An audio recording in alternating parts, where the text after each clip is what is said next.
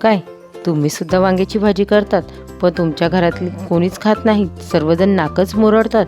तर चला मग आज आपण एकदम वेगळ्या पद्धतीने तयार केलेली चमचमीत अशी वांग्याची भाजी पाहणार आहोत, जी खातात सर्वांनाच आवडेल. नमस्कार, तुमच्या आमच्या फ्लेवर स्टुडिओ या रेसिपी चॅनलमध्ये मी तुम्हा सर्वांचे स्वागत करते. एकदा खाल्ली की सर्वजण बोटं चाटतील अशी वांग्याची भाजी बनवण्यासाठी इथे मी 4 वांगी घेतली आहे. आता आपण सर्वप्रथम वांग्याचे देठ काढून घेऊ. त्यानंतर तुमच्या वांग्यांना जर खूप जास्त प्रमाणात काटे असतील तर ते काटेसुद्धा काढून घ्या. आता अशाच प्रकारे आपण संपूर्ण वांग्यांची काटे काढून घेऊ. वांग्यांची काठी काढून झाल्यानंतर आता आपण या वांग्यांना ज्याप्रमाणे आपण मसाला वांगीसाठी वांगे कट करतो त्याचप्रमाणे कट करून घेणार आहोत. वांगी कट करून झाल्यानंतर अशाच प्रकारे आपण संपूर्ण वांगी कट करून घेऊ. वांगी कट करून झाल्यानंतर आता आपण या वांगींना मिठाच्या पाण्यामध्ये ठेवले आहे. आता आपण भाजीसाठी लागणारा मसाला बनवून घेऊ. त्यासाठी इथे मी मिक्सरच्या भांड्यामध्ये अर्धा इंच आल्याचे तुकडे, 7 ते 8 लसूण पाकळ्या, 1 टीस्पून जिरे, 1 छोटी वाटी खोबऱ्याचा कीस,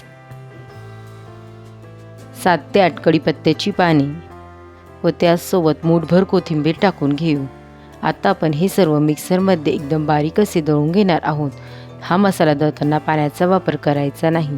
आता आपला मसाला बनवून झाला आहे. आता आपण भाजी बनवण्यास घेऊ. भाजी बनवण्यासाठी इथे मी कढईमध्ये 3 टेबलस्पून तेल गरम करून घेतले आहे. तेल छान प्रकारे गरम झाल्यानंतर त्यामध्ये 1 टीस्पून मोहरी, 1 टीस्पून जिरे, 1 मीडियम साईजचा बारीक चिरून घेतलेला कांदा. आता आपण या कांद्याला हलकासा गुलाबी रंग येईपर्यंत तळून घेणार आहोत.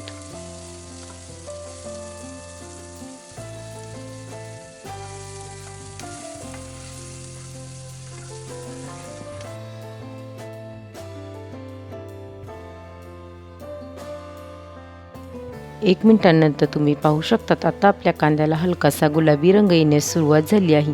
आता आपण यामध्ये 1 मीडियम साईजचा बारीक चिरून घेतलेला टोमॅटो टाकून घेऊ व हे सर्व छान प्रकारे मिक्स करून घेऊ.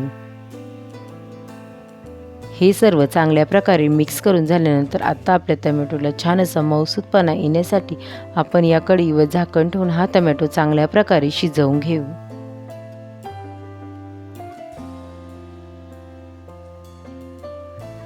दोन मिनिटांनंतर आता आपण कढईवरचे झाकण काढून घेऊ व आपला टोमॅटो छान असा मऊसूत झाला आहे का एकदा चेक करून घेऊ.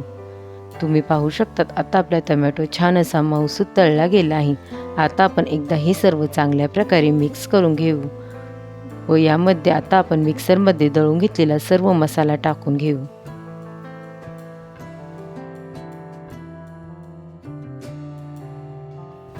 सर्व मसाला टाकून झाल्यानंतर आता आपण हे सर्व छान प्रकारे मिक्स करून घेऊ व 2 मिनिटांपर्यंत हा मसाला चांगल्या प्रकारे तळून घेऊ. तुम्हा सर्वांना जर माझ्या रेसिपी आवडत असतील तर रेसिपींना लाईक करा आणि शेअर करा व अशाच नवनवीन रेसिपींसाठी आपल्या फ्लेवर स्टुडिओ या रेसिपी चॅनलला सबस्क्राईब करा. त्यासोबत शेजारील बेल आयकॉनला प्रेस करा म्हणजे तुम्हाला येणाऱ्या सर्व नवीन रेसिपींचे नोटिफिकेशन सर्वात पहिले मिळेल.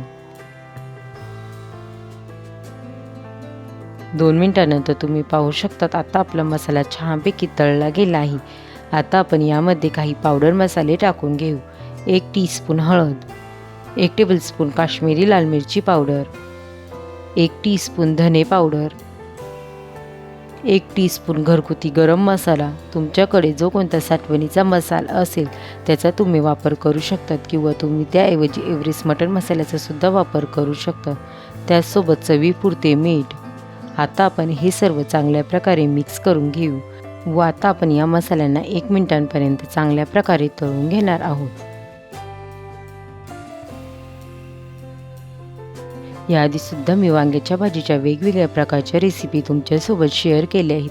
त्यांची लिंक मी डिस्क्रिप्शन बॉक्समध्ये दिली आहे, तुम्ही जाऊन चेक करू शकता.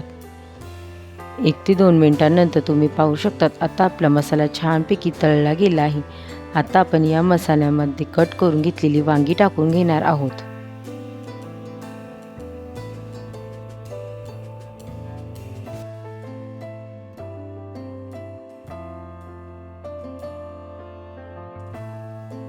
सर्व वांगी मसाल्यामध्ये टाकून झाल्यानंतर आता आपण हे सर्व चांगल्या प्रकारे मिक्स करून घेऊ.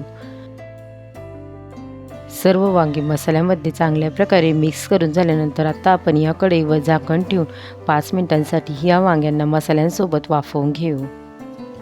5 मिनिटांनंतर आता आपण कढईवरचे झाकण काढून घेऊ व एकदा हे सर्व चांगल्या प्रकारे मिक्स करून घेऊ.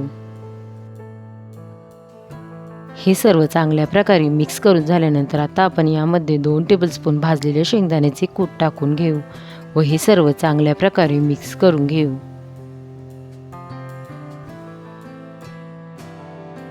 हे सर्व चांगल्या प्रकारे मिक्स करून झाल्यानंतर आता आपण या वांगींमध्ये 1 ग्लास गरम पाणी टाकून घेणार आहोत. तुम्हाला भाजी कितपत पातळ हवी त्यानुसार तुम्ही पाण्याचे प्रमाण कमी जास्त सुद्धा करू शकतात. पाणी टाकून झाल्यानंतर आता आपण हे सर्व एकदा चांगल्या प्रकारे मिक्स करून घेऊ.